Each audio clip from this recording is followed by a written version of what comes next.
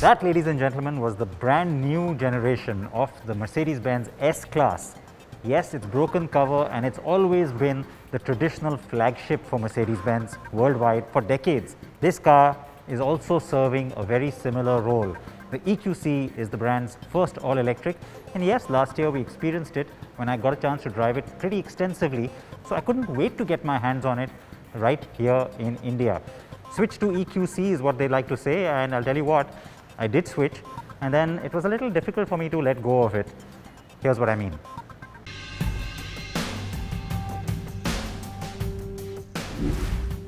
Electrification is the name of the game, and most luxury car makers are taking this game very seriously.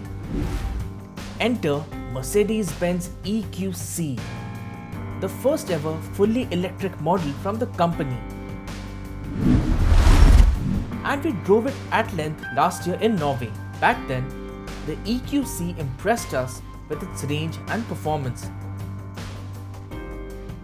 And now, we had the chance to test it on home turf. Even though Siddharth drove the car before, he really did not feel like giving me the car. But then, I persevered and had the car to myself once he had his fill.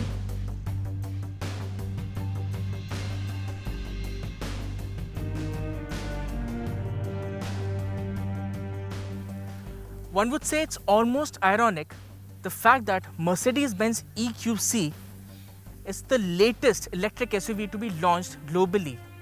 You already had the Audi e-tron, the Jaguar I-Pace and the Tesla Model X. But then in India, the story is completely opposite.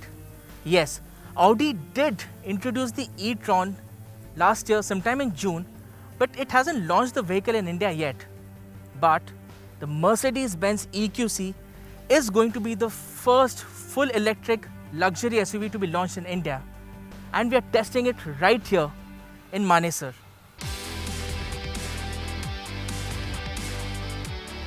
One must mention that the EQC is loosely based on the GLC, and that is evident in the fact that both cars share the same platform and similar design too. Plus, it made sense to adapt an existing car platform in order to keep costs to a minimum and reduce R&D budget too.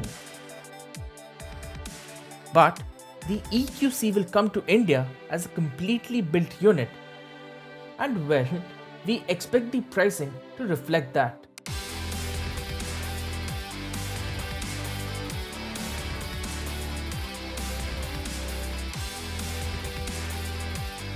The EQC gets two asynchronous motors, one at each axle, and the combined power output is 402 brake horsepower.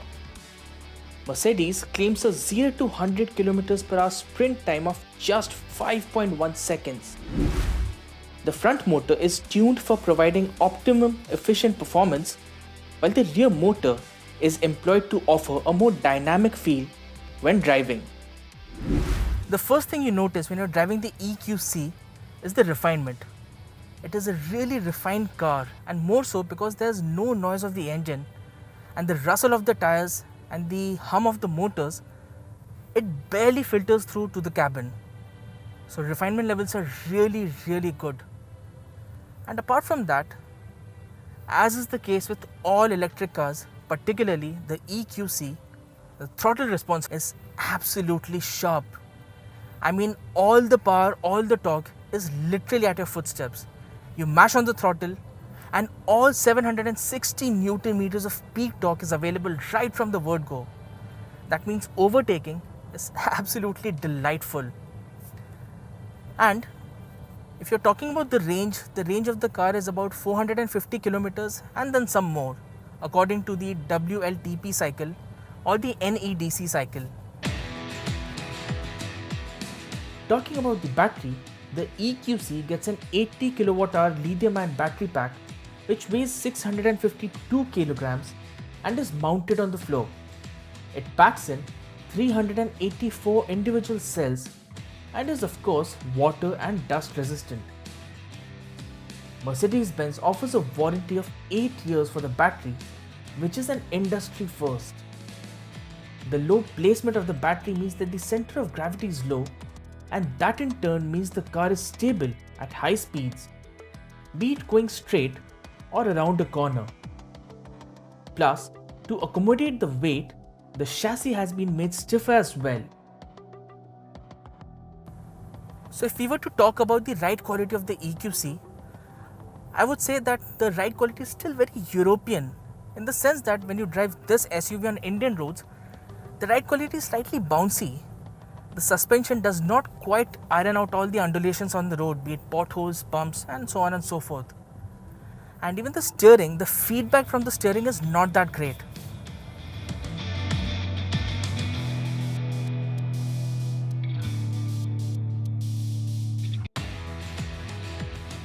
The silhouette of the EQC is that of a typical SUV crossover, and so is the stance, more sporty than muscular. The front end of the EQC is bound to draw attention purely because of the design. It is immediately recognizable as a Mercedes SUV and yet very different from the familial design that all Mercedes SUVs get. The big grille with thick chrome surround and the pistol-shaped LED headlights look cool, and so do the blue alloy wheels. The rear design is very uninspiring though. Nothing that stands out except for the rear LED taillights being connected by an LED strip. Overall then, it's not exceptional, but there is a sense of modernity.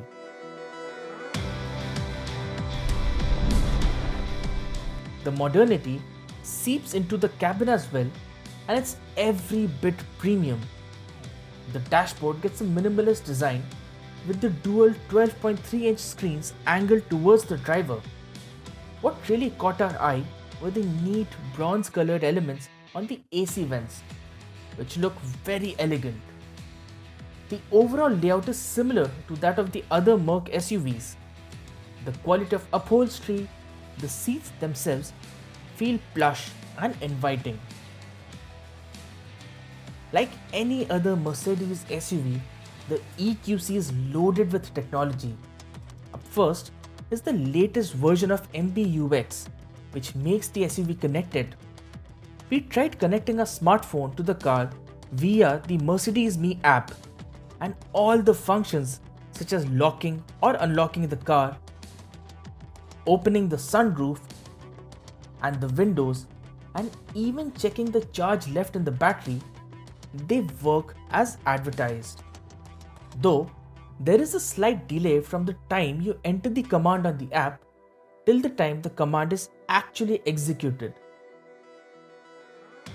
Plus, you have the usual list of features such as front seat massagers, a premium Burmester audio system, and smartphone connectivity in the form of Apple CarPlay and Android Auto.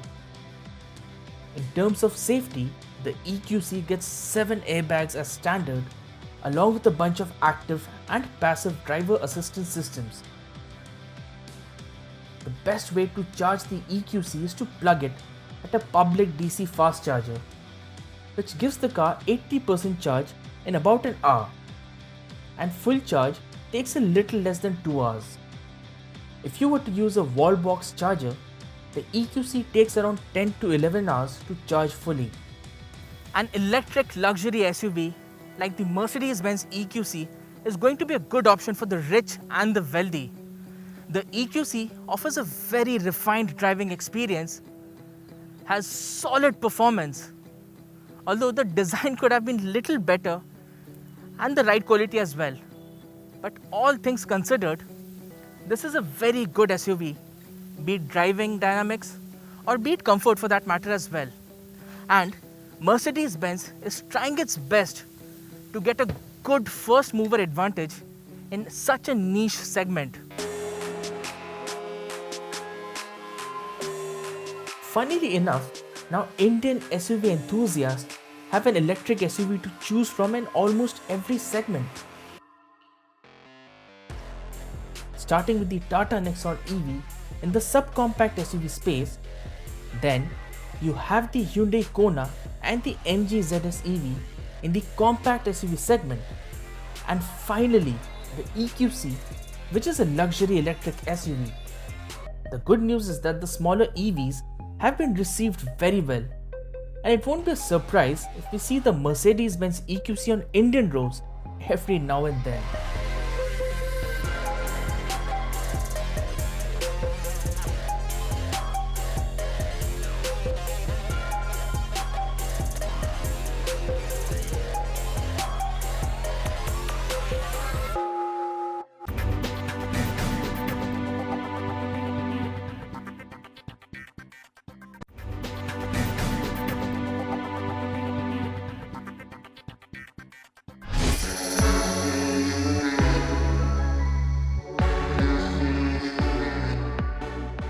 The Hyundai Venue has been a runaway success for the Korean car maker. It is the car that leads the subcompact SUV segment and has sold over 112,000 units since its May 2019 launch. Interestingly, the Turbo GDI variant has seen maximum demand with 44,600 sold. And just last month, Hyundai has brought in the same engine but now with a new gearbox option.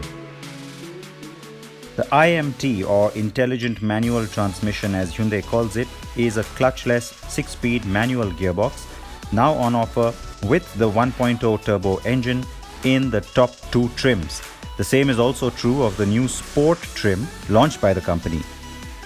The Sport comes on the 1.5 diesel and the 1 litre petrol, but the petrol is only available in IMT or DCT, no regular manual, and that is smart. And that's because the Sport is a better looking variant that does away with all the excess chrome and gives you a more dynamic look. And so if it gets popular, so will the IMT by default.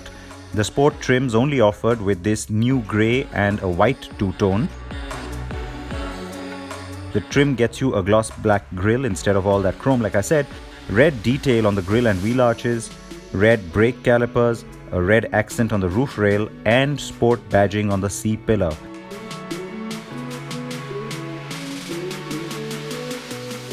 Inside, it gets a flat-bottomed steering wheel with red stitching, new metal foot pedals, dark grey and red seats, red stitching and piping all around, red accents for the AC vents, and red surrounds for the climate control system.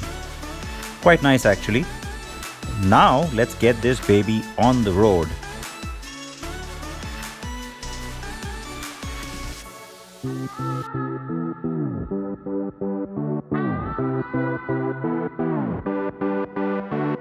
It is essentially exactly like driving a manual as far as gear changes go. Well, without the clutch.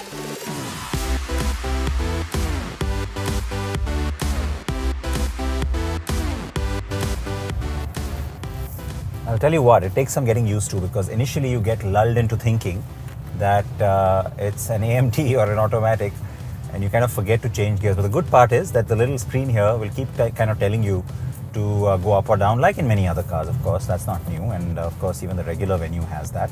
But in this case, especially when you're getting used to an IMT for the first time, that really helps.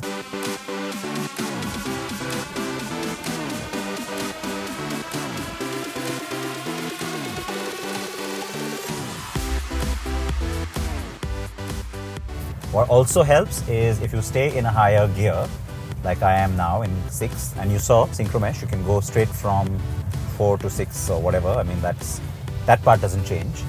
But yeah, if you slow down in 6th gear, come to an almost standstill,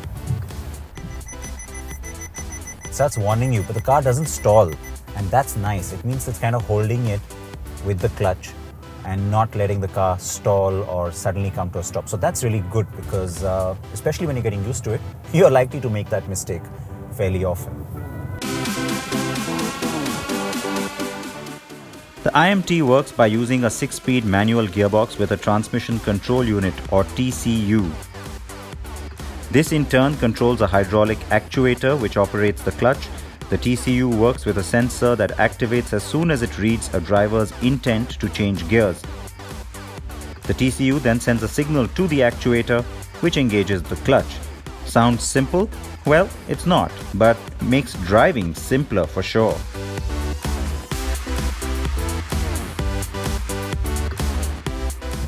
Now, a lot of people know I'm not a fan of AMTs. I get it, they're really convenient and they serve a good purpose. I don't fault that. And they're of course cheaper than either putting in or buying conventional automatic transmission. But the thing with IMT then is that it still gives you that control. You don't feel those little, hesitations and little pauses that you get in an AMT. It's like driving a manual, but with the convenience of an AMT or an automatic. And that's the easiest way to explain it. No use of the clutch, which means on long drives, your knee, your left knee and leg aren't going to feel any sort of discomfort or pain. You're not going to be uncomfortable or tired like you sometimes can be in a manual, especially in really high traffic situations where you're stuck in a long jam forever. So still got the control. It's still nice and sporty. You got the dynamic feel and yet the comfort and convenience. So it's almost the best of both worlds because you also get pretty good mileage. And so, yeah, I think IMTs, if you ask me, I would prefer it to an AMT. So, will this become a revolutionary thing in all cars? Maybe not. But those who do get used to driving an IMT will likely stay with it unless they go automatic with a CVT or torque converter.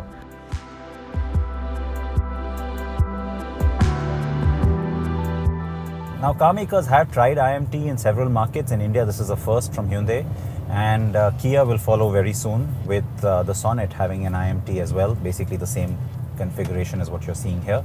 And the advantage, of course, is that I think bringing it out on a venue to begin with is a smart move because the car is kind of sporty and it's small and compact to begin with. So you do get that sense of a nice sporty dynamic. It gets enhanced because of the IMT giving you that control of a manual. So good move, Hyundai. The game is on. Once the Sonet gets in especially. On that car, the same 1-litre GDI turbo will only have a DCT auto or the IMT manual, no regular manual. So while it may be a gamble initially, eventually it could really pay off for both car makers, especially with volume models like the next generation i20 around the corner.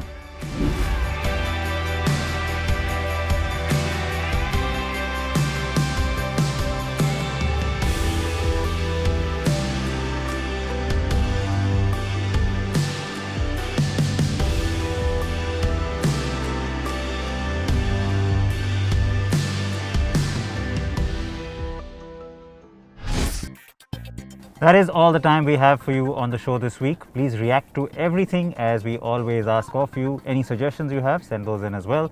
And remember, keep your masks on, keep your seatbelts on, and your helmets if you're on a bike. See you next week.